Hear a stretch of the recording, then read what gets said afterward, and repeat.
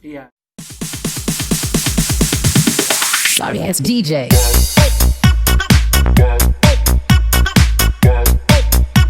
Jadi dalam sekitar 2 mingguan ini Dila itu ada sesak nafasnya gitu kan. Nah terus eh, kemudian kita yang lumayan pikir-pikir gitu kan, lagi pandemi seperti ini kita mau ke rumah sakit apa enggak ya gitu. Dan kebetulan nih kita lagi baru punya BPJS lah gitu ya, kita coba yuk gitu. Jadi biar lagi pada begini ya, pemasukan agak seret gitu kan. Akhirnya kita coba pakai BPJS dan alhamdulillah kita melalui prosedur yang ada dan kita diterima di Mayapada di sini dengan baik gitu ya. Dan akhirnya diterima dengan baik dan itu hari Kamis tanggal berapa tuh? Kamis itu tanggal 20. Iya, bener. Pas tahun baru ya, tahun baru Islam itu kan lagi libur juga gitu kan.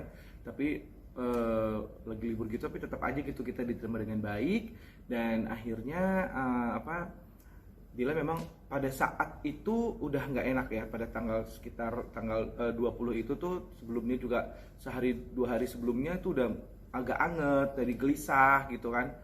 Kenapa terus ininya dadanya suka sakit gitu, sesek nafasnya gitu. Terus 40 juga panasnya gitu kan. Nah, pada datang saat kita ke Mayapada ini terus kita langsung diarahkan kalau misalkan badannya panas dan ada sesek itu gedungnya berbeda gitu. Lalu aku juga takut ini kan COVID ya gitu Dila gitu kan. Udahlah kita dibawa ke tempat yang memang spesial ISPA gitu ya. Akhirnya kita masuk ke dalam gitu Dila dengan menggunakan kursi roda gitu. Terus ya udah diterima dengan baik, kemudian diperiksa sampai akhirnya dinyatakan Dila itu di ronsen kan ya, di ronsen ada cairan di dadanya gitu. Jadi itu yang membuat sesak ternyata gitu. Terus akhirnya kita disarankan untuk opname. Jadi kita menginap itu dari hari Kamis malam sudah menginap, udah Jumat pagi ada dokter parunya itu datang gitu. Dokter parunya datang dan alhamdulillah, oh ya Dila juga udah di swab juga ya pada malam itu juga, dan hasilnya alhamdulillah negatif gitu, tidak COVID ya. Nah kemudian akhirnya dokternya datang dan dilakukan namanya efusi pleura namanya. Jadi pengambilan cairan gitu pagi-pagi itu gitu. Nah ya pungsi namanya gitu. Diambil cairan itu di pungsi gitu ya. Terus dokternya itu pada saat diambil cairannya itu disuntik dari belakang gitu ya. Dan itu dilakukan di kamar dan diambil cairannya banyak juga, ternyata sampai 600 cc gitu ya. Katanya dokternya, gimana Bu, katanya kalau misalnya udah diambil cairannya itu udah enakan gitu. Nah pada saat diambil Dila masih merasa sesak sebenarnya, tapi itu udah lumayan banyak sih airnya gitu kan. Terus itu cairan tersebut itu harus diperiksa, itu kenapa sebenarnya, apa yang menyebabkan ada cairan di paru-parunya. Jadi itu di dalam paru itu, jadi di cairannya itu di dalamnya gitu ya. Beda sama paru-paru basah lah pokoknya. Ini jadi itu ada cairan di situ. Terus kemudian dari situ kita menunggu hasil nih. Jadi kalau cairan tersebut tuh harus kayak kalau mau diperiksa itu harus dikembangbiakan ini si kuman-kumannya atau bakterinya ya, nggak ngerti ya pokoknya. Pengen tahu nih apa penyebabnya gitu, itu lumayan agak butuh waktu lah gitu kan.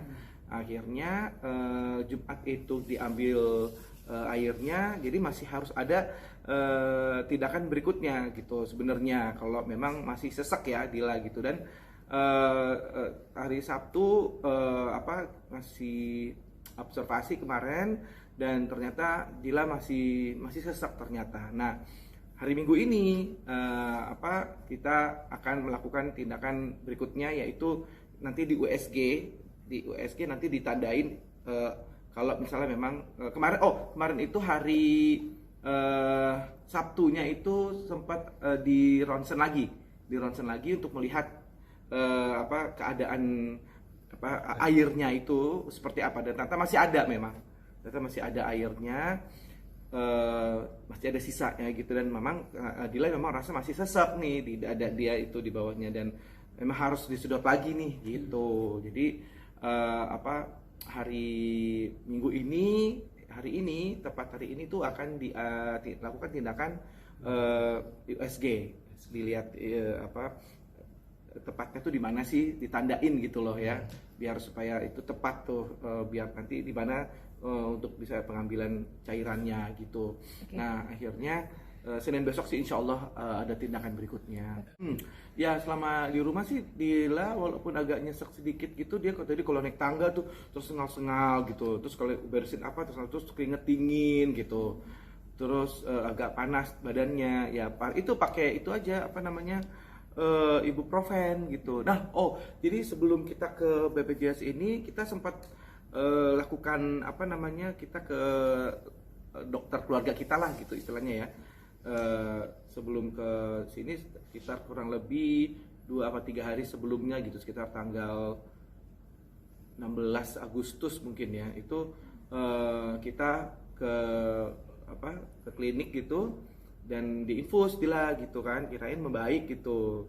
Terus ininya dia tuh belakangnya itu sakit banget gitu kan. Nah itu sama dokter kita itu disuntik untuk supaya nggak sakit ininya, belakangnya hilang ternyata, tapi kok masih nyesek ya gitu, kenapa ini gitu. Ya udah akhirnya kita coba langsung deh kita ke UGD yuk gitu, kita ke Mayapada gitu, kita coba ke sini gitu. Jadi ya usahanya sebelumnya sih ke itu ya, ke dokter klinik dulu gitu, dan ternyata dibilangnya emang kita belum cek darah dan semuanya belum kan. Jadi kita belum tahu, jadi baru buat nambah tenaga dia aja supaya nyaman gitu. Tapi ternyata enggak, kurang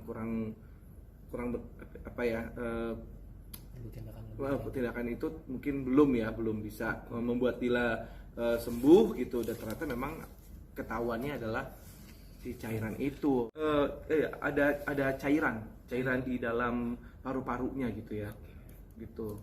Sekarang sih kemarin sempat masih lemas gitu, tapi sekarang masih sesak sih. Hari ini sih udah bisa mulai makan, udah enak, udah bisa ngobrol-ngobrol, bisa ketawa-ketawa gitu, udah bisa. Tapi ya itu masih kadang kalau dia jalan ke kamar mandi itu masih suka tersengal-sengal gitu ya, suka cepet capek gitu, karena mungkin masih ada si cairan itu ya gitu. Kalau ada cairan ini pertama kali nih, tapi memang sebelumnya gini, Dila itu pernah ada riwayat TBC ya, dia ada tuberkulosnya. Jadi yang pertama dulu waktu masih dia sekolah itu pernah kena gitu, terus pas dia kuliah gitu sempat kena, terus pas pas di Malaysia itu dia sempat kena, sampai dioperasi segala gitu, sampai dioperasi, katanya diambil parunya itu sampai dibersihkan lah istilahnya gitu dari TB-nya. Nah terakhir tahun 2017 itu waktu kita kehilangan anak kita tuh sekitar bulan Januari akhir ya, tahun 2017 itu karena ada TB-nya ternyata Dila, makanya kita harus merelakan anak kita kita lahirkan kan, dan akhirnya meninggal gitu kan. Itu yang ketiga. Nah ini yang mungkin keempat kalau misalnya sampai ini beneran TB-nya yang kambuh gitu ya, kita nggak tahu nih, makanya cairan ini masih dalam tahap penelitian nih dalam 2-3 hari ini nih kayaknya. Makanya mudah-mudahan sih ini bisa lebih cepat lagi biar kita ketahuan nih apa sih sebenarnya yang menyebabkan itu ada cairan di dalam parunya itu. Memang untuk kita membatasi keluarga siapapun untuk menjenguk sih gitu, dan memang itu dari peraturan dari rumah sakitnya untuk diminimalisir untuk kedatangan supaya tidak mengganggu kesehatan, dan juga mungkin entah kan kalau lagi COVID gini ya, takutnya rumah sakit itu kan kalau bisa kita hindari ya gitu kan. Sebenarnya sekarang ini paling lewat ini aja, video call gitu. Terus kemudian untuk anak-anak sendiri video call terus gitu. Dila sih udah kangen banget sama anak-anak gitu ya. Aduh, aku kangen banget sama anak-anak, apa aku pulang dulu apa gini. Loh jangan, ini mendingan kamu benar-benar selesai ya, insya Allah baru bisa. Dia kepikiran sama itu sekolah online ya kan.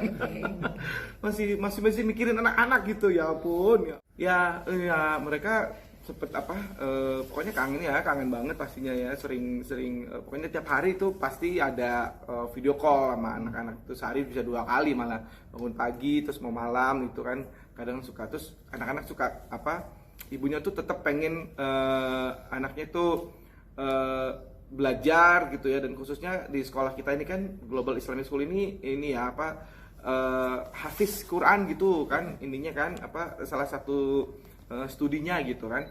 Nah jadi paling tidak mereka harus hafal Al-Quran nih gitu. Nah surat-surat itu yang tugas dihafalin itu terus ditanyain sama ibunya gitu, dan anak-anaknya anak-anak kita ya itu pasti ngirim tuh voice note gitu, hafalan surat apa gitu pasti dikirim. Tuh yang ngirim tuh omanya, yang di rumah tuh ada omanya kan, itu dikirimin suaranya gitu. Oh ini hafalannya udah bagus gitu. Udah swab duluan sebelum Dila soalnya agak takut tuh kalau disuap karena sakit kan gitu. Aku panggil dari home care 24 tuh dateng, dia swab aku gitu, terus hasilnya negatif, alhamdulillah. Dari tes swabnya itu, terus Dila yang belum kan. Nah pada saat Dila mulai sesek itu ada sih kekhawatiran itu gitu ya, tapi entah kenapa kok kayaknya gak ada rasa yang gimana gitu mau menjauhi atau apa gitu. Malah aku tetap aja cium dia, tetap aja ngerawat dia gitu ya, tetap aku urusin gitu pada saat dia butuh aku gitu ya. Jadi alhamdulillah pada saat akhirnya ketahuan nggak COVID ya, bersyukur lagi lebih gitu kan. Nah jadi ada kepikiran karena ini mungkin ada tanda-tanda itu gitu kan ya, sesak nafas, demam gitu, karena itu udah ada tanda-tandanya itu, salah satu indikasinya gitu. Tapi ternyata alhamdulillah bukan. Untuk hari ini hanya di USG dulu, jadi di USG diliatin airnya ini nih, cairannya ini nih ada di letak itu di mana sih, nanti ditandain gitu. Nanti kemudian besok kan ya, hari Senin baru dokter akan mengetahui dan langsung melakukan tindakan fungsi gitu ya. Jadi pengambilan cairan itu diambil itu pakai yang gede itu tuh, suntikan yang gede itu, tabungnya diambil dibuang, ya Allah. Mohon maaf ya, maksudnya airnya emang agak kayak pipis gitu kayaknya ya, kuning gitu ya. Tapi nggak berbau gitu. Jadi lumayan banyak ini ya gitu. Itu kata dokternya ini seharusnya kalau misalnya itu udah diambil cairannya enakan tuh nafasnya gitu. Dan ternyata emang ada di keluarga aku kasih tahu kan bahwa Dila tuh seperti ini. Jadi ada dari keluarga aku, sepupunya papa gitu, pernah mengalami itu gitu. Jadi ya bukan hal yang, maksudnya menurut aku ini bukan yang berbahaya ya. Jadi mungkin tapi kalau didiemin aja juga ya pastinya juga akan membuat dia nggak bisa nafas, dan oksigen dalam darahnya akan berkurang kan gitu. Nah jadi pada saat kemarin juga dicek ya saturasinya ya, oksigen dalam darahnya itu ini rendah gitu. Jadi ini harus dia pakai oksigen sekarang, tetap harus pakai itu oksigen. Nah jadi sekarang ini masih akan ada tindakan untuk di USG, dan besok dilakukan fungsi itu gitu, pengambilan cairan. Ya untuk teman-teman semuanya, terima kasih pada saat waktu hari Kamis pertama kali aku upload ya mengenai Dila masuk IGD gitu, itu udah banyak banget komentar-komentar dari teman-teman gitu yang memberikan support gitu. Seneng banget gitu ya, maksudnya kita banyak yang doain gitu, terima kasih banyak gitu. Terus kemudian juga teman-teman media juga yang ternyata peduli banget ya sama kami gitu ya, Dila khususnya gitu. Mas kenapa Mas gitu, pada nanya langsung gitu kan. Ya ini mohon doanya sekali lagi, semoga Dila diberikan kesembuhan, cepat bisa berkumpul lagi sama keluarga, bisa ketemu anak-anak lagi, bisa yang dia kangenin, dia pengen makan makanan Korea. Dia lihat kalau kita nonton TV ya, TV-nya isinya mengenai masakan Korea gitu, dia pengen makan Korea, dagingnya dibakar-bakar dikit, dikasih sayuran sama dia dimakan gitu kan. Aduh, kayaknya aku mau itu deh, nanti makanya cepat sembuh, aku bilang gitu ya. Jadi mohon doanya. Terima kasih atas perhatiannya selama ini. Mungkin kalau misalnya ada yang belum sempat kejawab dari WA atau apa, mohon maaf banget. Untuk teman-teman media juga mohon maaf kalau kami kurang melayani ya, untuk menjawab pertanyaan-pertanyaan tersebut gitu. Terima kasih banyak. Siap.